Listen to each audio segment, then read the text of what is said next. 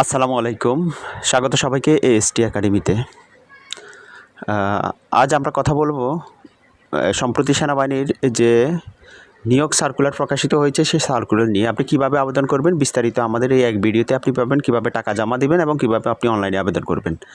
তো আবেদন করার আগে আমরা দেখব যে কারা কারা আবেদন করতে পারবেন এবং আপনার আবেদন করার যোগ্যতা কী।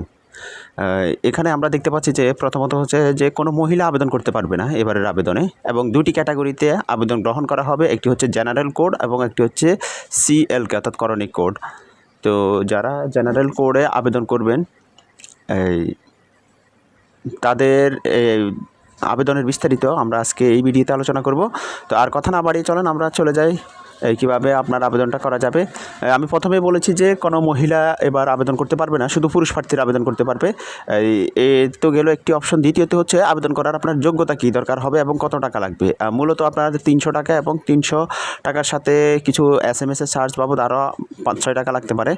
তো আপনি চাইলে মোবাইল দিয়েও আপনি আবেদনটা করতে পারবেন। প্রথমে আপনাকে আপনার রোল নাম্বার এবং আপনার বয়স সব কিছু ঠিক আছে কিনা এই জন্য একটি মেসেজ দিয়ে আপনাকে কনফার্ম হতে হবে। আমরা আমাদের ভিডিওতে সেটি আলোচনা করব। তো আমরা চলে যাই যে কী কী যোগ্যতায় আপনি এখানে আবেদন করতে পারবেন। 1 জুলাই 2026 তারিখে যাদের বয়স 17 বছরের বেশি এবং 25 বছরের কম তারা আবেদন করতে পারবেন। এবার একটি দারুণ সুযোগ যাদের বয়স একটু বেশি হয়ে গেছে তাদের জন্য, কারণ অতীতে সেনাবাহিনীর আবেদনে সাধারণত 17 থেকে 21 বছর বয়সের একটা লিমিট ছিল। এবার কিন্তু 25 বছর পর্যন্ত সে লিমিট করে দেওয়া হয়েছে। তো আপনারা যারা সাধারণ ট্রেডে আবেদন করতে চান তাদের জন্য তাদের জিপিএ হচ্ছে 2 পয়েন্ট পেয়ে তাদেরকে উত্তীর্ণ হতে হবে ন্যূনতম, এবং যারা করণিক ট্রেডে আবেদন করতে চান তাদেরকে ন্যূনতম 3 পয়েন্ট পেয়ে উত্তীর্ণ হতে হবে। উচ্চতা হচ্ছে 5 ফুট 6 ইঞ্চি এবং ক্ষুদ্র নিগোষ্ঠীদের ক্ষেত্রে একটু কম। ওজন 49 কেজি, আরও বেশি হলো হালকা বেশি হলো সমস্যা নয়। বুকের মাপ হতে হবে 30 এবং 32, অর্থাৎ স্বাভাবিকভাবে 30 এবং প্রশস্ত অবস্থায় 32। চোখের মাপ হতে হবে, চোখ হতে হবে, দৃষ্টিশক্তি হতে হবে 600 এবং স্বাভাবিক দৃষ্টি সম্পন্ন।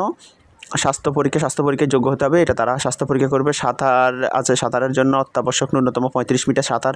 বৈবাহিক অবস্থা অবশ্যই অবিবাহিত হতে হবে। এরপর যে জাতীয়তা বাংলাদেশের স্থায়ী নাগরিকরা হতে হবে। এটা মোটামুটি সব আবেদনেই সিস্টেম এক। ভর্তির জন্য আপনাকে যেসব জিনিস সঙ্গে আনতে হবে এখানে একটা বিস্তারিত এই বিষয়টা বলা হয়েছে। আপনারা এগুলো একটু পড়ে নেবেন আবেদন থেকে, তাহলে আপনাদের জন্য সুবিধা হবে। এরপর হচ্ছে নির্বাচন পদ্ধতিও এখানে তারা বিভিন্ন পরীক্ষা নিরীক্ষা করবে, স্বাভাবিক পরীক্ষা নিরীক্ষা, এগুলোর মাধ্যমে আপনাকে তারা যাচাই বাছাই করবে। এরপর হচ্ছে প্রশিক্ষণ। MODC সেন্টার অ্যান্ড রেকর্ডসের সিদ্ধান্ত অনুযায়ী 6 মাস মেয়াদী মৌলিক সামরিক প্রশিক্ষণ গ্রহণ করতে হবে। ট্রেডের বিবরণ। MODC-তে আবেদনের জন্য ট্রেড সমূহের বিবরণ হচ্ছে এখানে মূলত 2টি ট্রেড রয়েছে। যেহেতু আমরা সাধারণ ট্রেড নিয়ে আজকে আলোচনা করব, সেহেতু আমরা ভিডিওটি দীর্ঘায়িত করতে চাচ্ছি না। আমরা এখানে বিভিন্ন শর্ত দেওয়া আছে, এই শর্তগুলো এবং বিভিন্ন সুযোগ সুবিধার কথা বলা আছে, এগুলো আপনারা সবাই জানেন। আপনাকে আবেদন করার জন্য একটা জিনিস মাথায় রাখতে হবে, সেটি হচ্ছে আপনার ডিস্ট্রিক্ট কোড। এখানে এক এক জেলার এক এক কোড, যেমন পঞ্চগড়ের 1 এবং কক্সবাজারের 61, নোয়াখালীর 58 এবং মানিকগঞ্জের 39। এভাবে প্রত্যেকটি আলাদা আলাদা কোড রয়েছে। যারা প্রার্থী তারা তাদের ডিস্ট্রিক্ট কোডটা মনে রাখবে, কারণ সব চাকরিতে এটি দরকার হয়, বেশিরভাগ চাকরিতে, সামরিক চাকরিগুলোতে এটি দরকার হয়। এরপর হচ্ছে আপনি কিভাবে আবেদন করবেন। মূল আলোচনা হচ্ছে আপনি এখানে আবেদনটা কিভাবে করবেন।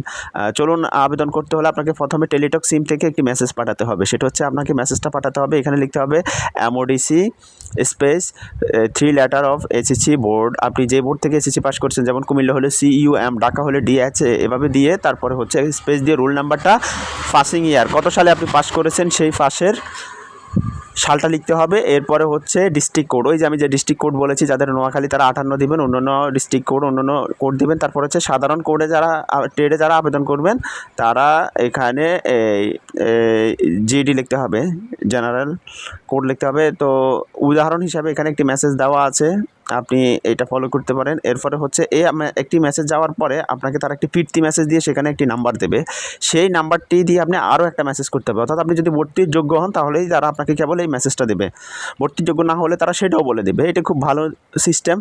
তো আপনি সেখানে দ্বিতীয় মেসেজটা করবেন হচ্ছে MODC স্পেস লিখে ইয়েস দেবেন যে আপনি রাজি আছেন। আর তারপর আপনি সেখানে যে পিন নাম্বারটা দিবে সেই পিন নাম্বারটা দিবেন এবং একটা কন্ট্যাক্ট নাম্বার দিবেন যে আবেদন করবে তার।